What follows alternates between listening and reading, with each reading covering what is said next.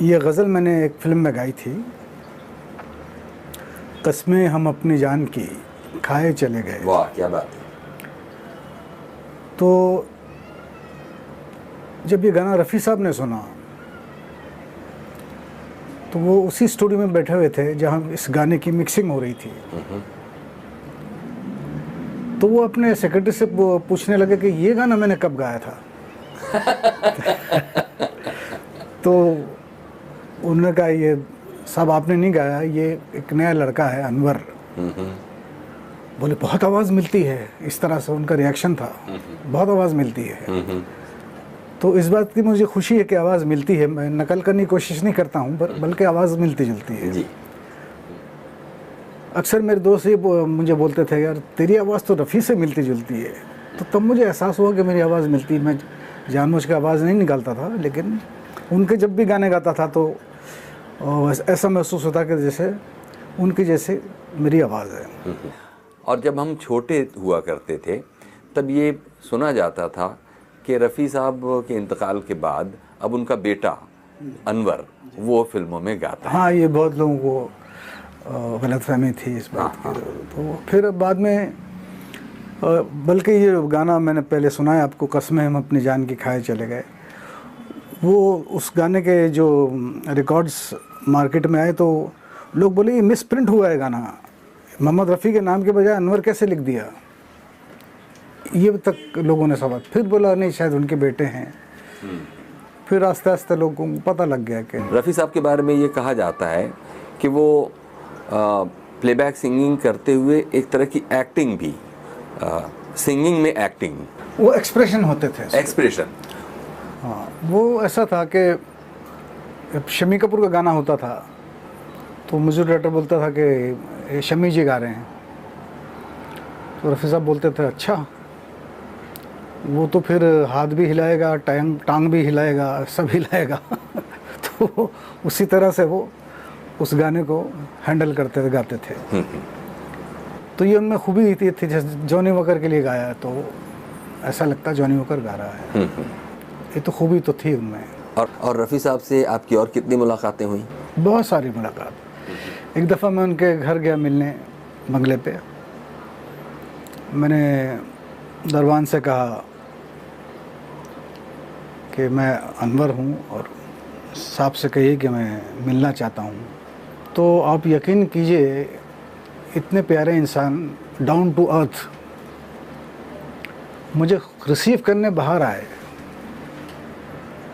उनका बेटा भी था, लंदन से आया था, एक और लंदन के दोस्त थे।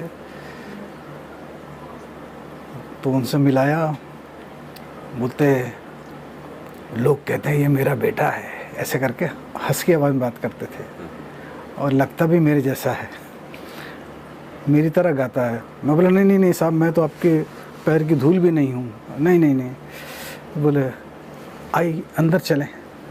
तो मैं तो डर गया, नर्वस हो गया मैं बोला यार हाथ में कप चाय भी देंगे तो मेरे हाथ कांपेंगे।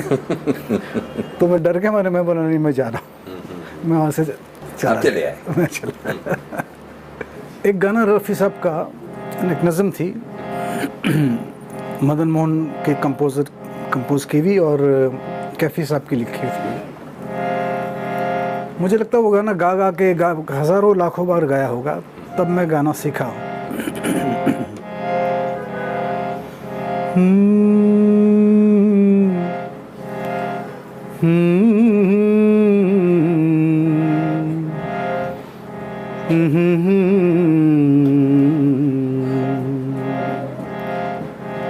मैं ये सोच कर उसके दर से उठा था कि वो रोक लेगी, मना लेगी मुझको।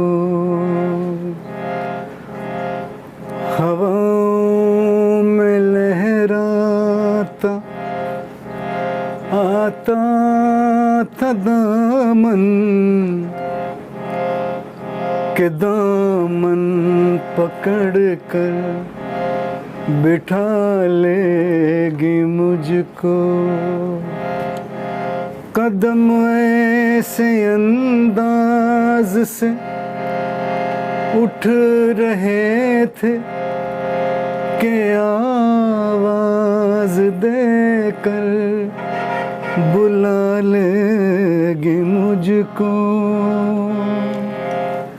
मगर उसने रोका न उसने मनाया, न दामन ही पकड़ा न मुझको बिठाया, न आवाज ही दी न वापस बुलाया। मैं आहिस्ता आहिस्ता बढ़ता ही आया, यहाँ तक के उससे जुदा हो गया मैं, जुदा हो गया मैं, जुदा हो गया मैं। अभी मैंने गाना गाया था लक्ष्मीकांत पैडाल का, बहुत बहुत मशहूर हुआ वो। मोहब्बत अब तिजारत बन गई है, तिजारत अब मोहब्बत बन गई है। सर, आपको मोहम्मद रफ़ी जी अवार्ड से आपको नवाजा गया है जी। आज कई बार मैंने सर पढ़ा है, आपने शायद किसी इंटरव्यू में इसके पहले कहा था कि आप बहुत ही प्रेरणादायी मानते हैं उन्हें अपने जीवन में। जी। कौन सी ऐसी याद है रफ़ी जी से जुड़ी जो आप बताना चाहेंगे आज? मेरी रफ़ी साहब के साथ 3 यादें बहुत ज़बरदस्त हैं, लेकिन अगर मैं कहूँगा तो शायद पूरी रात निकल जाएगी। लेकिन एक छोटी सी याद बताता हूँ। 1972 में मार्च 12 को शायद मैं उस वक्त बड़ौदा रहता था, Baroda Gujarat. I born in Baroda Gujarat. और वहाँ से मैं शोज़ के लिए, मैं स्टेज शोज़ करता था जब तब मैं फिल्मों में नहीं आया था। तो वहाँ से मैं शोज़ के लिए पूना वगैरह जाता था। तो पूना जाने के लिए मुझे बॉम्बे आना ज़रूरी होता था, और बॉम्बे से ट्रेन चेंज करके मैं पूना जाता था, फिर पूना शोज़ करके मैं बॉम्बे आता था, और बॉम्बे से वापस बड़ौदा दूसरी ट्रेन पकड़ के बड़ौदा जाता था। तो मीनवाइल मैं जानबूझकर ये करता था कि मैं शाम की ट्रेन पकड़ता था, सुबह जल्दी पूना से बॉम्बे आ जाता था। और बॉम्बे सेंट्रल के पीछे फेमस रिकॉर्डिंग सेंटर है, जहाँ अक्सर लक्ष्मीकांत प्यारेलाल, आर.डी. बर्मन, शंकर जयकिशन, नौशाद साहब वहाँ रिकॉर्डिंग करते रहते थे। तो मैं अक्सर वहाँ से पैदल वॉकिंग डिस्टेंस पे था, तो पीछे मैं चला जाता था कि भाई किसी की रिकॉर्डिंग ही देखो, और मुझे कभी रफ़ी साहब के दर्शन हो जाए, या लता जी के दर्शन हो जाए, या म्यूज़िक डायरेक्टर्स लक्ष्मीकांत प्यारेलाल, पंचमदा, या जो भी लेजेंडरी काम कर रहे थे उनके दर्शन हो जाए। तो सिर्फ ये देखने के लिहाज से मैं जाता था और पूछता था। वहाँ फेमस लैब के बाहर एक पान का खोखा हुआ करता है। तो अक्सर मुझसे पूछता था, भाई साहब आज स्टूडियो में किसकी रिकॉर्डिंग है? तो मतलब जिसकी भी होती थी मैं खड़ा रहता था, कुछ के कोई फिल्म हस्ती मुझे देखने मिल जाए।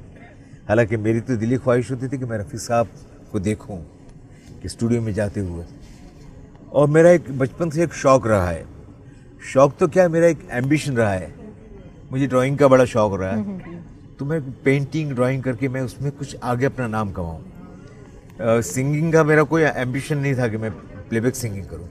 तो मैं वहाँ खड़ा, मेरी आदत थी पेन और नोटबुक मेरे पास है, स्केच बुक, तो अपने पास रखता था सफ़र टाइम में वक्त पास करने के लिए।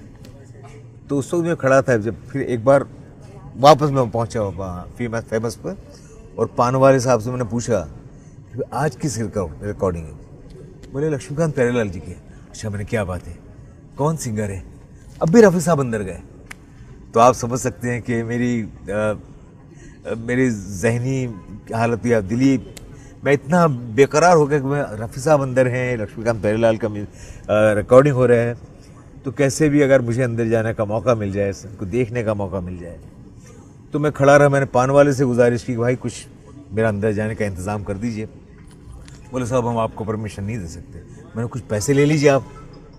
बोले नहीं साहब, तो इतने में एक म्यूजिशियन जो मुझे जानता था, जो बड़ौदा का था, जो एलपी के ग्रुप में एज ए ड्रमर शामिल हो गया था, इत्तेफाक से वो बाहर निकला और उसने मुझे देखा। अरे शब्बीर तू यहाँ कैसे? अरे मैंने सुरेश यार क्या मौके पे तू मिल गया। मैंने यार तेरे गुरु अंदर भी गए, तेरे गुरु अंदर गए। मैंने सुरेश तू कैसे भी करके मुझे अंदर ले जा फेमस में। तो फेमस ले में रिकॉर्डिंग सेंटर में वो बोले ठहर तू बाहर खड़ा रहे, मैं परमिशन लेकर आता हूँ। तो लक्ष्मी जी की परमिशन लेकर आया वो, और मुझे कहा कि मैं लेकर परमिशन लेकर आया हूँ, एक सोफ़ा रखा है विजिटर्स के लिए, चुपचाप बैठ जाना वहाँ। अच्छा। तो मैं गया, चुपचाप जाकर बैठ गया, और वो रफ़ी साहब आए और हॉल में आकर सारे म्यूजिशियन के साथ रिकॉर्डिंग मतलब रिहर्सल करने लगे गानों की। तो मैंने आदतन अपना पेन निकाली, स्केच बुक निकाला और रफ़ी साहब को उनका स्केच कर लिया, रख दिया। फिर रफ़ी साहब प्रैक्टिस करके फाइनल रिकॉर्डिंग पे पहुँचे, गाना रिकॉर्ड हुआ।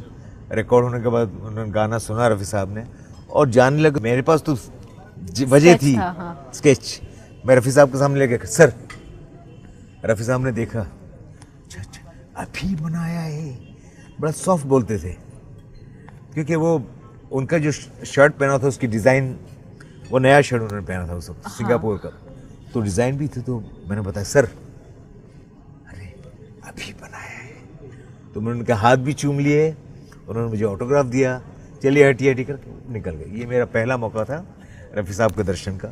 उसके बाद 2 मुलाकातें ऐसी है कि वो बहुत लंबी है और इत्मीनान से मैं आपको सुनाऊंगा। जब हम जवां होंगे जाने कहाँ होंगे, जब हम जवां होंगे जाने कहाँ होंगे, लेकिन जहाँ होंगे वहाँ फरियाद करेंगे, तुझे याद करेंगे जब हम जवां होंगे। मैं से मीना से न साकी से न पैमाने से, दिल बहलता है मेरा आपके आ जाने से, आपके आ जाने से, आपके आ जाने से, आपके आ जाने से, आपके आ जाने से।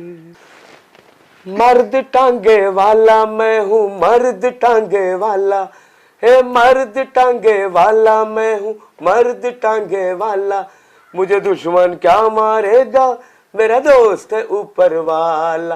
हे मर्द टांगे वाला मैं हूँ, मर्द टांगे वाला, मुझे दुश्मन क्या मारेगा, मेरा दोस्त है ऊपर वाला। वेरी नाइस, काफी एंथुसियास्ट से भरा हुआ ये गाना है जी।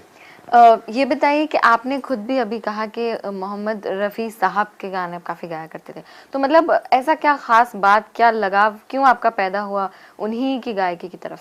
एक्चुअली मैं क्या बताऊं उनके बारे में, दुनिया को पता है कि मोहम्मद रफ़ी साहब क्या हैं। आवाज़ की मिठास, आवाज़ की गोलाई, रेंज और वेरिएशंस, और एक वर्सेटाइल सिंगर। और मैं समझता हूँ कि प्लेबैक सिंगिंग के फाउंडर थे वो। उससे पहले ये था कि सब जितने भी सिंगर्स थे सबका अपना अपना एक एक टाइप होता था।